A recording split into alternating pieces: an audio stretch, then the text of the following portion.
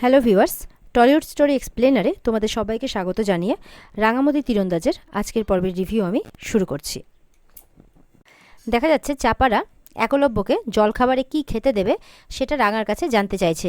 রাঙা বলছে ওর খাওয়া দাওয়া নিয়ে কোনো জ্বালা নাই, ওকে যা দেওয়া হয় তাই ও তৃপ্তি করে খেয়ে নেয়। এরপরে চাপারা তাদের জামাইবাবুর জন্য জলখাবারের ব্যবস্থা করতে চলে যায়। এরপরে রাঙার এক বান্ধবী তাকে বলছে, তুই শহরে গিয়ে তো অনেক নাম করে নিয়েছিস, বড় তীরন্দাজ হয়েছিস, ওই সোনার মেডেলটা গলায় ঝুলিয়ে তোর ফটো তো আমরা সবাই দেখেছি।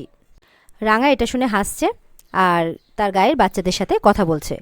ওদিকে সহদেব পেছনে আড়াল থেকে দাঁড়িয়ে সবটা কিন্তু দেখছে আর কি, রাঙাকে ফলো করছে আর বলছে যে এবার তাকে কিছুতেই ছাড়বে না আর কি। আর বলছে যে রাঙা, তোকে তুলে নিয়ে গিয়ে কোথায় যে আটকে রাখবো তুই সেটা নিজেও জানিস না, দুনিয়া ওলট পালট করে দিলেও এবার তোকে আমি আমার খাঁচার পাখিটা বানাবই। ওদিকে বৃন্দা, বর্দা, ময়না হোটেল রুমে একসাথে এক ঘরে আছে। বৃন্দা বলছে বাবার কাছে টাকা থাকতেও কেন তাদের এরকম একটা সস্তার হোটেলের ব্যবস্থা করেছেন কে জানে। উনি তো পেনশন পাচ্ছেন, সেগুলো নিয়ে উনি কী করবেন? ছেলের বউ অনেক দিন পর ঘুরতে বেরিয়েছে, একটু খরচটা করতে পারেন না উনি? এমন কথা বলছে বৃন্দা। বর্দা তখন বৃন্দাকে বলছে, তুমি এরকম করছো কেন? আমার তো কোনো অসুবিধে হচ্ছে না, কত সুন্দর একটা ঘর। ময়না বর্দাকে বলছে তার একা একা একটা ঘরে থাকতে ভয় লাগছে, তাই সে বৃন্দার সাথেই থাকতে চায় আর তার ঘরে বর্দা থেকে যাবে। বৃন্দা এটা শুনে তখন মনে মনে ভাবছে যে ময়না তার সাথে এক ঘরে থাকলে সে কথা বলবে কি করে, তাই বাহানা খাটিয়ে ময়নাকে বলছে, তোর দাদা আমাকে ছাড়া রাতে ঘুমোতেই পারে না। ময়না এরপর বৃন্দাকে বলছে, বুঝতে পেরেছে যে বৃন্দার অসুবিধে আছে তার সাথে একটা ঘরে থাকতে, তাই সে তখন বুঝতে পেরে বলছে ঠিক আছে, সে তাহলে একা একা একটা ঘরে থাকবে। এরপরে পাঞ্চালি, ভুদন তাদের মোড়লকে নিয়ে তাদের ঘরে দেখা করতে আসে। বৃন্দা ভুদনকে বলছে, এটা কি রিসর্ট বুক করেছো, কোনো কিছু ঠিকমতো ব্যবস্থা নেই। পাঞ্চালি বৃন্দাকে বলছে, দয়া করে তুমি চুপ করো, ভুদনের সামনে চুপ করতে বলছে। গায়ের মোড়ল বলছে যে এখানে এটাই সব থেকে ভালো রিসর্ট। মোড়ল বলছে কাল সন্ধেবেলা তোদেরকে সবাইকে আমার বাড়িতে আসতে হবে, আমার বাড়িতে তোদের সবার নেমন্তন্ন রইল, আসবি কিন্তু অবশ্যই। অঙ্কুরদা জানাচ্ছে তারা সবাই অবশ্যই যাবে। এটা শুনে মোড়ল ভুদনকে নিয়ে তখন ওখান থেকে চলে যায়। খুব খুশিও হন উনি। পাঞ্চালি এরপর বলছে, আমরা এখন আসছি, আবার রাত্রিবেলা যখন খেতে যাব তখন একসাথে দেখা হবে। এই বলে অঙ্কুরদাকে নিয়ে সেখান থেকে চলে যায়। ময়নাও তার মতো করে চলে যায়। এরপর সুব্রত বৃন্দাকে ফোন করে জানাচ্ছে যে সে পৌঁছে গেছে আর গোটা অঞ্চলটা ঘুরে দেখে নিয়েছে, কিন্তু ভুতুরে গ্রামে এখনও ঢুকতে পারেনি। একজন লোক এমন করে ভয় দেখালো সেখানে ঢুকলে নাকি লাশও খুঁজে পাওয়া যাবে না, তাই কি করব সেই জন্য আর ঢুকিনি। আমার কি মনে হয় জানো, ওখানে কিছু একটা ঘাপলা আছে, আর এই গায়ের লোকেরাও মনে হয় জানে যে ওখানে কোনো অসামাজিক কাজকর্ম চলে, সেই জন্য যেতে বারণ করলো। বৃন্দা বলছে, তাহলে তোমার এখানে এসে লাভটা কি হলো? খবরই যদি না নিতে পারবে তাহলে এখানে পাঠিয়ে তোমাকে লাভ কি হলো আমার? দয়া করে ধরা পড়ে যেও না প্লিজ। এমনটা বলে যখনই পেছনে ঘুরবে তখন দেখে যে ময়না তার দাঁড়িয়ে তার কথাবার্তা শুনছে। ময়না বলছে, কে ধরা পড়বে দিদিভাই? ময়না বৃন্দাকে দেখে চমকে ওঠে আর কি বলবে এটা বুঝে না পেয়ে বৃন্দা ময়নাকে বলছে যে তার মা মন্দারমণি গেছে ঘুরতে, ওখানে গিয়ে ওনার ইচ্ছে হয়েছে যে ড্রিঙ্ক করবেন, এই কথাবার্তাই চলছিল আর কি। এই বয়সে কোনো মানে হয়? তাই আমি বলছি যে তুমি যা করবে লুকিয়ে করো, বাবার কাছে আবার ধরা পড়ে যেও না। এটা শুনে ময়না অবাক। তারপর বৃন্দা সেখান থেকে চলে গেলে ময়না বলছে, দিদিভাইয়ের মা এই বয়সে এখনও ড্রিঙ্ক করছেন? আর হবে নাই বা কেন, দিদিভাইয়েরই তো মা। ওদিকে দেখা যাচ্ছে রাতের বেলা রাঙা আর একলব্য এক ঘরে ঘুমোচ্ছে।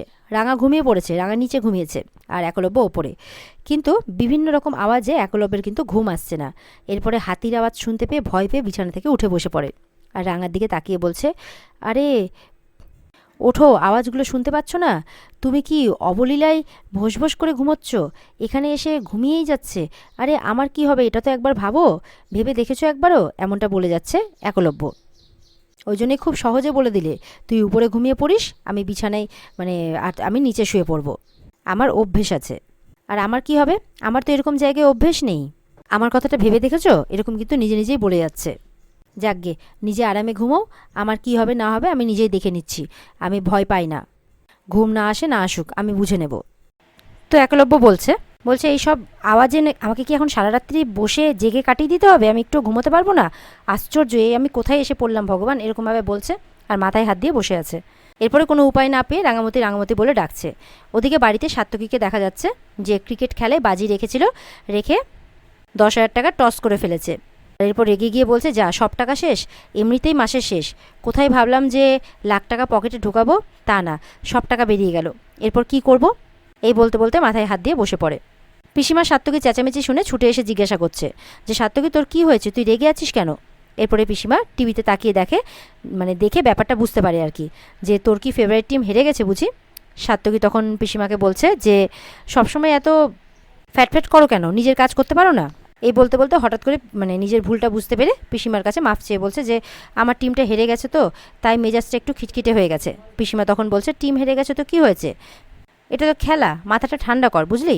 এই বলে চলে যায়। এরপর ডিকে বলে একজন সাত্তকীকে ফোন করে সাত্তকীকে বলছে যে 10,000 টাকা তো দিয়ে দিয়েছে, কিন্তু এখনও 70,000 টাকা তোর বাকি আছে। সাত্তকী খুব টেনশনের মধ্যে বলছে যে, দিয়ে দেবো, আজ না হয় কাল তো জিতবই। তখন ডিকে বলছে, জিতুন বা হারুন টাকাটা কিন্তু আপনাকে দিতেই হবে। এই বলে ফোনটা রেখে দেয়।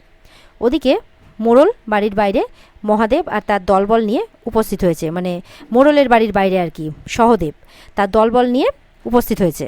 সহদেবের দলের একজন বলছে যে ওই পশ্চিম কোণের ঘরটাতে রাঙা আর তার বর আছে। সহদেব বলছে যে আমাদের একটা কাজ করতে হবে, রাঙার বরটাকে ওই ঘর থেকে বাইরে বের করতে হবে, আমরা গিয়ে দরজা খটখট করব, রাঙা দরজা খুলতে বেরিয়ে এলে ওকে নিয়ে পালাবো। রাঙা তো খুব বড় বড় কথা বলছিল যে ওর বরের জন্যই তো রাঙা আগেরবার মানে আমার হাত থেকে পালিয়েছে। আমি এই জঙ্গলের বাঘ, শিকারকে কেড়ে নেওয়া মানে মরণকে ডেকে আনা, আগে রাঙার বরটাকে শেষ করব, তারপর রাঙাকে। এই বলে রাঙার ঘরের দিকে এগিয়ে যাচ্ছে আর কি। ওদিকে একলব্য অনেকক্ষণ ধরে রাঙাকে ডাকার পরেও রাঙা না উঠলে একলব্য বিছানা থেকে নেমে পড়ে আর ভয়ে গলা শুকিয়ে যাওয়ায় জল খেতে যায়। তখন দেখে যে মেঝেতে একটা সাপ ফনা তুলে দাঁড়িয়ে রয়েছে। এরপরে তো সাপকে দেখে ভয়ে একদম শেষ, মানে একলব্যের অবস্থা খারাপ। এবার তো মানে মনে মনে ঠাকুরের নাম না কার নাম জপ করছে একলব্যই জানে। কিছুক্ষণ পর দেখা যাচ্ছে রাঙার ঘুম ভাঙে। যেই ঘুম ভাঙে একলব্যের এই অবস্থা দেখে তো রাঙা অবাক। তারপর দেখে যে সামনে একটা সাপ। এই দেখে রাঙা হাসছে আর একবার একলব্যকে দেখছে। এরপর সাপটাকে হাত দিয়ে ধরে ফেলে। তারপর একলব্যের সামনে যায়, বলছে, উড়নবাবু কী হয়েছে তোর, চোখ খোল। বলে, সাপটা গেছে এইভাবে বলছে। চোখ খুলে এদিক ওদিক দেখতে পাচ্ছে না। তারপর যেই বড় করে চোখ খুলেছে দেখে ওমা পাশেই রাঙার হাতে সাপ। ভয় পেয়ে গেছে, একদম লাফ মেরে বিছানায় চলে গেছে। রাঙা তো হাসছে, বলে, ও তো ফুলি রে, ও আমার ছোটোবেলাকার মানে বান্ধবী, আমরা একসাথেই বড় হয়েছি। বলে, কি একসাথে বড় হয়েছো তোমরা? শুনে অবাক একলব্য। এরপর রাঙা সাপের সাথে কথা বলছে। বলে, কি তুমি কথা বলছো? বলে, হ্যাঁ। ও বলছে যে ও দেখতে এসছে তোকে, বুঝতে পারলি, অনেকদিন পর তো এসছি তাই তোকে দেখতে এসছে, তুই যদি কিছু উল্টোপাল্টা কাজ করেছিস তাহলে কিন্তু ছোবল মারবে। এই বলে একলব্যকে ভয় দেখাচ্ছে আর একলব্য তত করে ভয় পাচ্ছে। ওদিকে কিন্তু এই কথাবার্তা হতে হতে অলরেডি সহদেবের লোকজন চলে এসেছে, যে দরজা ঠকঠক করছে। এরপরে যেই রাঙা দরজা খুলেছে অমনি দেখে অবাক যে একদল লোকজন মুখ ঢেকে এসছে, একদম হাতে লাঠি তরোয়াল সব কিছু নিয়ে। বলে, এই কারা তোরা? রাঙা কিছু বলবে কি, রাঙার হাতে সাপ দেখে তাদেরই অবস্থা খারাপ। রাঙা বলছে, এই কে তোরা, মুখটা খোল দেখি, কে তোরা, মুখটা খোল, নাহলে এই সাপকে ছুঁড়ে মারবো কিন্তু তোদেরকে। তখন তো বাকি দল বলে এই সাপ বলে বলে সবকটা ওখান থেকে পালিয়ে যায়, দাঁড়িয়ে থেকে যায় শুধু সহদেব। এবারে কোথায় পালাচ্ছিস করতে করতে যেই রাঙা পেছনে যায় অমনি সহদেবও পালাচ্ছে ওই হাতে সাপ দেখে। এরপরে একলব্য দৌড়চ্ছে। একলব্য রাঙাকে বলছে, এই তুমি ঠিক আছো তো? এবার সাপ দেখে একলব্য পালাচ্ছে, ওরে বাবারে করে। রাঙামতি বলছে, এত বড় সাহস তোরা এসেছিলি, এরপরে এলে না তোদের গায়ে সাপ ছেড়ে দেবো, এরকম ভাবে বলছে। এরপরে রাঙা কি করে, ফুলিকে ছেড়ে দেয়, বলছে, যা তুই তোর ঘরে যা। ফুলি চলেও যায়। এরপরে একলব্য বলছে, ওরা কারা এসেছিল? রাঙা বলছে, জানি না। তখনও মানে মোড়লও বলছে, জানি না মানে কারা আসতে পারে, তোর কি মনে হয়? বলছে যে একজনই আসতে পারে, যার সাথে আমার একটা পুরনো হিসেব বাকি আছে, সহদেব। এই নামটা শুনে সবাই অবাক হয়ে যায়। এরপরে একলব্য চিন্তা করতে করতে ঘরে যায়, কোনো কথা বলছে না। রাঙাও যায়। রাঙা তারপর ঘরের দরজাটা লুকিয়ে মানে বন্ধ করে একলব্যের সাথে কথা বলতে যাচ্ছে। বলে, কি হয়েছে? বলে, রাঙা তুমি বুঝতে পারছো, তোমার তো দেখছি কোনো টেনশনই হচ্ছে না। কে এসেছিল বুঝতে পারছো? সহদেব, মানে যে তোমাকে পালিয়ে নিয়ে গিয়ে বিয়ে করার চেষ্টা করেছিল, যার হাত থেকে আমরা সবাই তোমাকে বাঁচিয়েছি, বুঝতে পারছো তুমি? এতদিন ধরে আমাদেরকে হাতের নাগালে পায়নি, এবার হাতের নাগালে পেয়েছে। তার মানে আমাদেরকে টার্গেট করে রেখেছিল। তোমার সাথে শত্রুতা ছিল, এখন আমার সাথেও শত্রুতা তার। সে আমাকেও ছেড়ে কথা বলবে না। আমি কিন্তু আমার চিন্তা করছি না, আমি তোমার জন্যই বলছি। তোমার কিছু হয়ে গেলে কি হবে রাঙা? এইভাবে বলছে। রাঙা বলছে, তুই এত চিন্তা করিস না, আমিও আমার জন্য চিন্তা করছি না, আমি তোর জন্য চিন্তা করছি। একলব্য বলছে, আমি এক্ষুনি লোকাল পুলিশ থানাতে ফোন করব। তখন রাঙা বলছে, না না, এটা তুই কি করছিস? তুই কোনো চিন্তা করিস না, আমি ওকে এমন ভয় দেখিয়েছি ওর আসার সাহস পাবে না। আর কালকে সকালে গ্রামের মোড়ল ওকে ডেকে পাঠাবে, ওর বিচার হবে, তুই চিন্তা করিস না। একলব্য রাঙার কথা শুনে অবাক হচ্ছে। রাঙা বলছে, এরপরেও যদি উল্টোপাল্টা কোনো কিছু করতে আসে তাহলে কিন্তু ওর কপালে দুঃখ আছে। একলব্যকে বলছে, তুই আর চিন্তা করিস না, নে ধর। ফোনটা দেয় একলব্যের হাতে। তখন বলছে যে শুধু মুখটাই খুলে দেখতে পারলাম না, এটাই একটা চিন্তা থেকে গেল। একলব্য বলছে খামতি রয়ে গেল, যারা এসেছিলো তুমি বুঝতে পারছো, তুমি সিচুয়েশনটার কতটা সিরিয়াস তুমি বুঝতে পারছো? বলে আরে চুপ কর, বলে চুপ কর নয়, ঠিকই বলছি আমি। ওরা সহদেব ছিল, ওকে আমাদেরকে ছেড়ে দেবে নাকি? লোকটা মাঝরাতে আমাদেরকে অ্যাটাক করতে এসেছিলো। এরপরে রাঙা জল দিচ্ছে, নে তুই জল খা, জলের গ্লাসটা ধুম করে রেখে দেয় বিছানার মধ্যে, রেগে গেছে যে তুমি কি এটা নিয়ে মজা করছো। তো একলব্য তো খুব চিন্তা করছে। আর এখানে আজকের পর্ব শেষ হয়ে যায়। তো বন্ধুরা, এই ছিল আজকের পর্বের রিভিউ। ভালো লেগে থাকলে পর্বকে লাইক কমেন্ট করে জানাতে ভুলবে না, আর আমাদের সাথে জুড়তে আমাদের চ্যানেলকে সাবস্ক্রাইব করতে ভুলবে না। দেখা হবে তোমাদের সাথে আগামীকালকে নতুন পর্বের রিভিউ নিয়ে। পর্বের বিস্তারিত দেখতে স্টার জলসার পর্দায় চোখ রাখবে। টাটা।